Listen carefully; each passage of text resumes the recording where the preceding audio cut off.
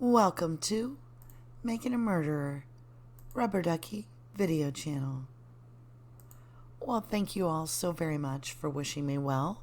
I am on the mend and we are ready to charge in and dig into research. So with that, you guys, let's start our RD Making a Murderer Daily MaM Reading CASO Investigative Reports, Part 107. Page 1061. Type of activity, interview of Robert C. Herman, Manitowoc County Sheriff. Citizen contact, John F. Schwarzenbart, date of birth, 01/28/59. David J. Dvorak, date of birth, 03/07/47, an employee of the Manitowoc County Sheriff Department. Date of activity, 02/01/07, reporting officer, investigator John Dietering, documents generated, none. Herman indicated to his knowledge there is no master key that is in possession of the Sheriff's Department. He states in addition to his bailiffs, David Dvorak has a master key. Herman's records indicate Riddle has master key number 8 and Takes has master key number 3. He believes David Dvorak has master key number 7. During the time we were interviewing Sheriff Herman, a subject did present himself in Sheriff Herman's office identified as follows: John F. Schwarzenbart, date of birth 01/28/59, 1601 Emmett Street, Two Rivers, Wisconsin, 54241, telephone number 920-794-8390. Schwarzenbart states he has a Grand Master Key and a Master Key number 2. Schwarzenbart is assigned building maintenance within the Sheriff's Department and courthouse. At 13:08 hours, the following individual did present himself in Sheriff Herman's office. Page 1062. David J. Dvorak, date of birth 03/07/47, an employee of the Manitowoc County Sheriff's Department. Dvorak indicated he occasionally fills in as bailiff when Riddle and Takes are not available. He has master key number 7. He stated he did not know the key could bypass the cipher lock system in the clerk of court's office. He states he does not personally know the cipher lock combination. He stated he has never provided his master key to either Lieutenant Link or Sergeant Colburn. Investigation continues. Investigator John Dietering, Calumet County Sheriff's Department. Page 1063. Type of activity, contact with Donna M. Peters, date of birth 04/03/49. Date of activity 02/01/07, reporting officer, investigator John Dietering. Documents generated, none. On Thursday, 02/01/07, at 14:14 hours, Special Agent Skorlinski and myself, Dietering, did interview the following individual concerning this matter: Donna M. Peters, date of birth 04/03/49, 15932 Harps Lake Road, Mishkot, Wisconsin 54228, telephone number 920-776-1570. Donna Peters is employed as maintenance custodian for Manitowoc County. She states she has master key number M1. She states she does not know the cipher combination that allows access into the secure portion of the clerk of court's office. She states she does know Lieutenant Link and Sergeant Colburn. She states she has never provided her master key to Lieutenant Link or Sergeant Colburn, and further, they have never asked for her key. Investigation continues. Investigator John Dietering, Calumet County Sheriff's Department. Page 1064. Type of activity, interview of support personnel for Judges Fox, Steeds, and Willis.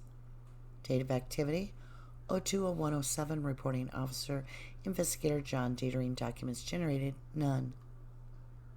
On Thursday, 02/01/07, Special Agent Skorlinski and myself, Dietering, did interview various support personnel for the forenamed judges. For details concerning these interviews, please see the reports of Special Agent Skorlinski. Investigation continues. Investigator John Dietering, Calumet County Sheriff's Department. Page 1065. Type of activity, interview of Kurt J. Frazier, date of birth 03/24/61. Date of activity 02/02/07, reporting officer, investigator John Dietering. Documents generated, one-page written statement.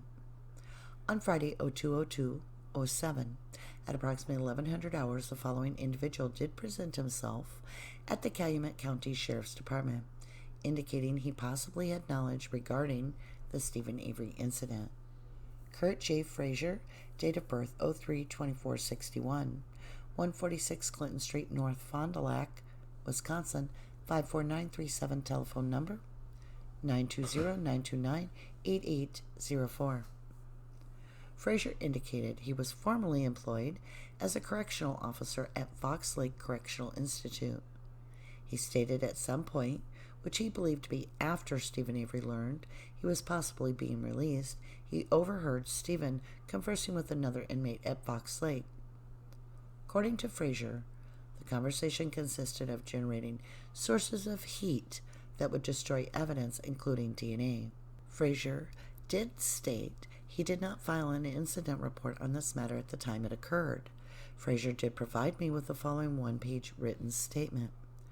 I, Kurt J. Frazier, a former correctional officer for the state of Wisconsin, worked at Fox Lake Correctional and at times performed duties as a housing unit sergeant. While performing duties one evening as a housing unit sergeant, I was able to listen in on a conversation between inmate Avery and another inmate speaking in the hallway behind Sergeant's office. The bits of the conversation that I could make out were questions about using some type of combustible and the heat needed to destroy evidence, DNA. At the time, I believed them to be discussing a TV crime investigation show. The date and time is unclear, but I believe it to be just after inmate Avery found out he was soon to be released. Page 1066. Investigator John Dietering, Calumet County Sheriff's Department. Page 1067. Type of activity, release of blood vial. Date of activity, 02/05/07. Reporting Officer, Investigator Mark Weger. On 02/05/07, I, Investigator Weger of the Calumet County Sheriff's Department, received an order granting state's request for release of blood vial, signed by the Honorable Patrick L. Willis, Manitowoc County Circuit Court Judge, Branch 1. After receiving the order, I did go to the Manitowoc County Clerk of Court's office and provided them with the original copy of the order. It should be noted a certified copy of the original was provided to me. At 10:33 a.m., the safe in the Clerk of Court's office was opened by Roberta Bryce of the Manitowoc County Clerk of Court's office. At that time, I did apply 2 layers of gloves and retrieved the white cardboard box from the safe. I did a brief examination of the white cardboard box. It appears as though the seals, which I had attached to the box with my initials on it, were still intact. The box was then placed in a new paper bag and sealed with evidence tape and initialed by myself. I then transported the box back to the Calumet County Sheriff's Department. Upon arrival at the Sheriff's Department, I did meet with Deputy Jeremy Hawkins in the evidence receiving room. At that time, I did open the seal on the cardboard box. The styrofoam container inside the cardboard box was then removed. It should be noted the seals which I had applied to the styrofoam container still appeared to be intact.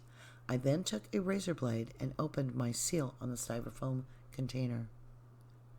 It should be noted prior to handling the white cardboard box and the styrofoam container, I applied 2 sets of new gloves to my hands. After opening the styrofoam container, I did remove the purple top blood vial from the container. The purple top blood vial appeared to be in the same condition as I had seen it last.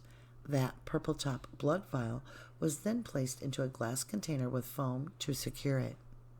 That glass container was then placed into another plastic container again with foam. The red plastic container was then closed and sealed with evidence tape, and my initials were applied. The glass vial was placed under property tag number 9803. I then took the styrofoam container, again while wearing gloves, and placed it into a separate paper bag and placed it under property tag number 9804. I also took the white cardboard box and, page 1068, placed it in a separate paper bag and placed it under property tag number 9805. The red container containing the blood was then kept in my custody and taken into the investigator's office. It should be noted the removal of the items in the evidence receiving room had occurred at approximately 11:30 a.m. on 02/05/07.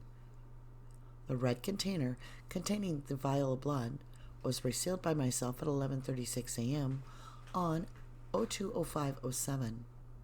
At approximately 12:30 p.m., I did meet in my office with FBI agent Ronald Hammond. At that time, I turned over property tag number 9803, the vial of blood, to Ronald Hammond from the Federal Bureau of Investigation. Ronald did sign the Calumet County Evidence Property Custody document. Ronald also provided me with a copy of his evidence document. I did request that Deputy Hawkins fingerprint property tag number 9804 and number 9805. Both of these items were released to the custody of Deputy Hawkins. Investigation continues. Investigator Mark Weger, Calumet County Sheriff's Department. Page 1069. Type of activity, interview of Kenneth J. Peterson, former sheriff, Manitowoc County, date of birth 01/14/49. Date of activity 02/02/07, reporting officer, investigator John Dietering. Documents generated, none. On Friday 02/02/07 at 1500 hours, I, Dietering, did speak with the following individual regarding this matter: Kenneth J. Peterson, former sheriff, Manitowoc County. Date of birth 01/14/49, 5313 Reeds Mills Road, Manitowoc, Wisconsin 54220. Telephone number 920-684-6059. Peterson contacted the Sheriff's Department in response to a voicemail I had left. I asked Peterson if he had ever known the cipher combination for the lock to the vault portion of the Manitowoc County Clerk of Court's office. He stated he had never had the cipher combination. I asked Peterson if he had ever had an M1 key in his possession or if he knew of an M1 key located anywhere in the Sheriff's Department. He stated he never had an M1 key issued to him and stated he had not seen an M1 key in the Sheriff's Department jail area in a long time. Investigation continues. Investigator John Dietering, Calumet County Sheriff's Department. Page 1070. Type of activity, interview of Lynn M. Zygmunt, date of birth 06/17/58. Date of activity 02/02/07, reporting officer, investigator John Dietering. Documents generated, none. On Friday 02/02/07 at 15:48 hours, I, Dietering, did speak with the following individual concerning this matter: Lynn M. Zygmunt.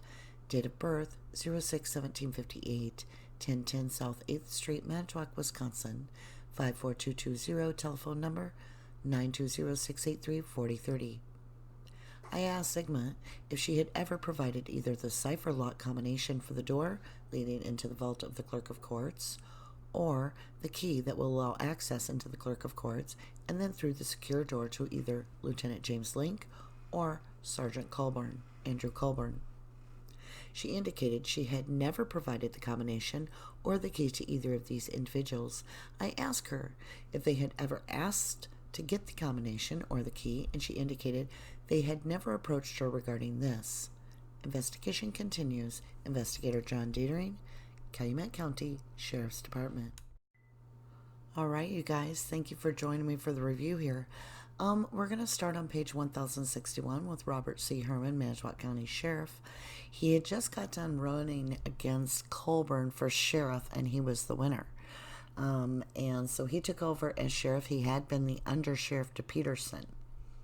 Now, what's interesting is they don't really interview Herman. They simply question him about keys. And they have all the way up to Riddle having number 8. Well, wouldn't it imply there's a 1, 2, 3, 4, 5, 6, 7 as well? He can account for 3, which is takes, and number 7 for David Dvorak.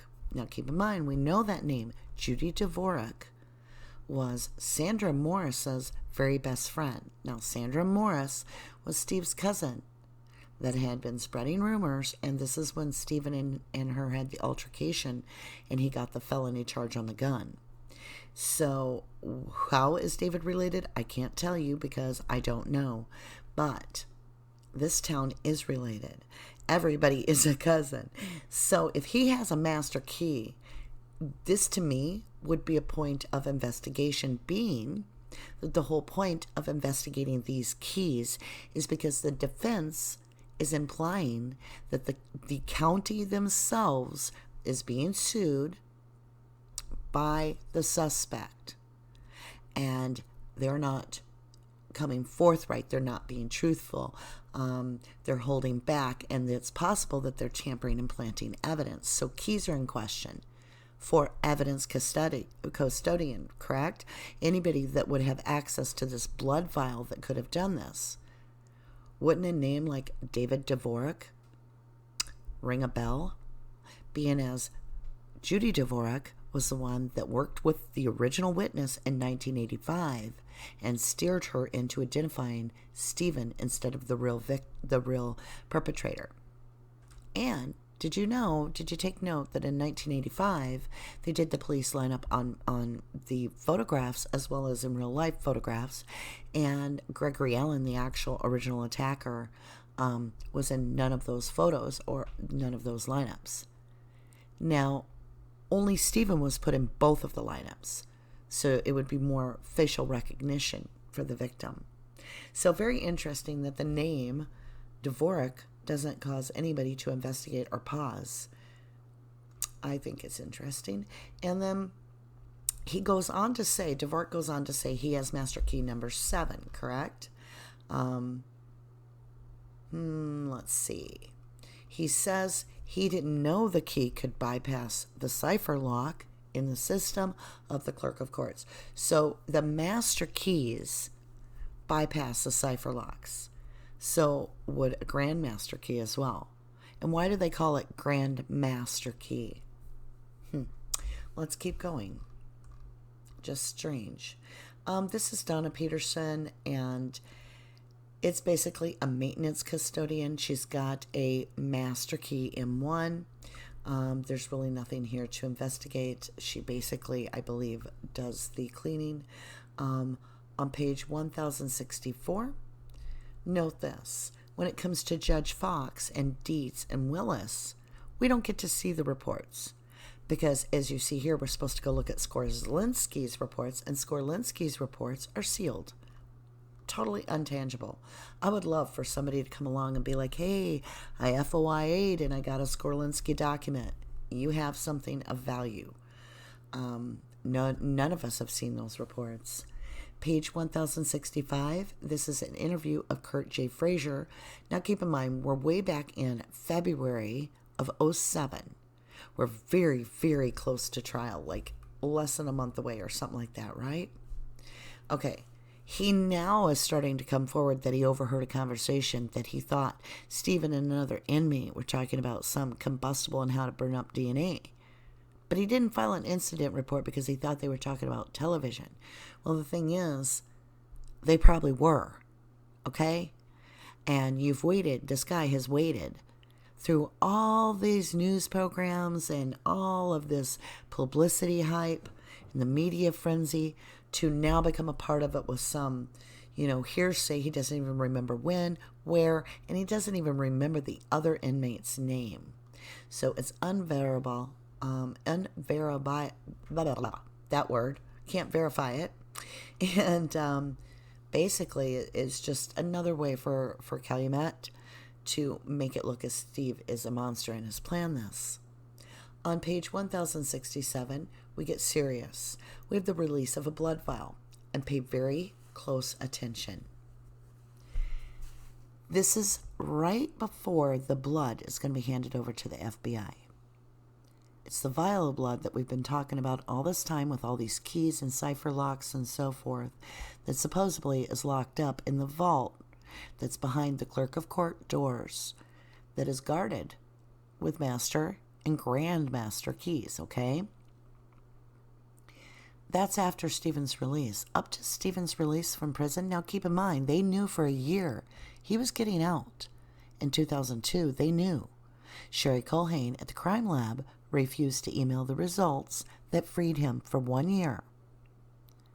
If this was planned as suggested by the defense, up until that point, these individuals didn't need a key. No one did.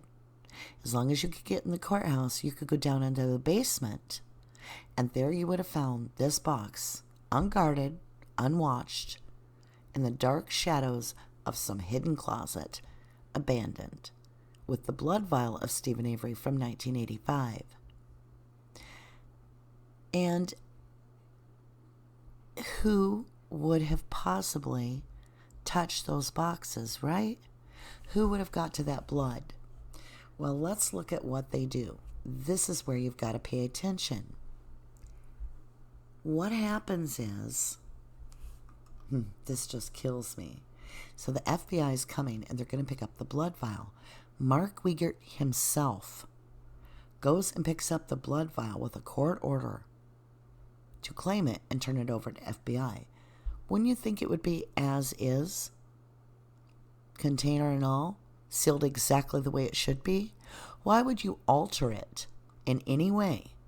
The question isn't why, but what is your motive for altering any packaging before handing it to FBI? Because he does.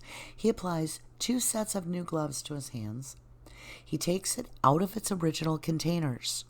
He then places it in a brand new container and gives it to the FBI.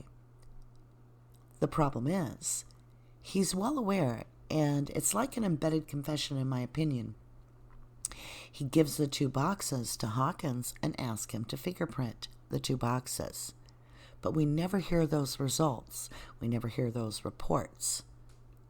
And was that test actually completed? Or was it like one of those Madison State Crime Lab reports that they did in the past around this time, where they falsified that they had done fingerprint reports that incriminated someone as a guilty suspect? It turned out that they had not performed the test at all. These are the questions that go through my mind. And furthermore, again, what is the motive for taking it out of the containers that it originally was in before giving it to the FBI? What are your reasons, Mark? What are your reasons? Now let's jump down to page 1069. We have Kenneth J. Peterson, former sheriff, Manitowoc County. Again, same day, on the 2nd of February, 2007, same day, 2 days after, I stand corrected, 2 days after this whole thing has happened, or am I getting that mixed up too? I'm pretty tired. It's like 1 a.m. here. Okay. So first they're going to question people, then they're going to go do this file. Okay. So 3 days prior, not 2 days after, not the same day, but 3 days prior. I finally got it right, you guys. They start questioning prior sheriff Peterson. Now, if this was a planned event, we had under sheriff would be Herman, Robert Herman, Cleveland Auto Salvage Sales, and guess what?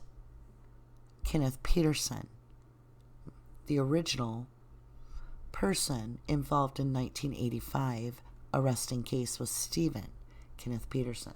Now, this is John Dietering, and it's interesting. He starts talking to Kenneth. All he asks him about is these keys, not where were you on the 31st, which would be a great question, which they do in a different form. Okay, so we're talking about M1 key, Master 1 key, and he states he never had an M1 key. You're a sheriff and you don't have a master key? I highly doubt that.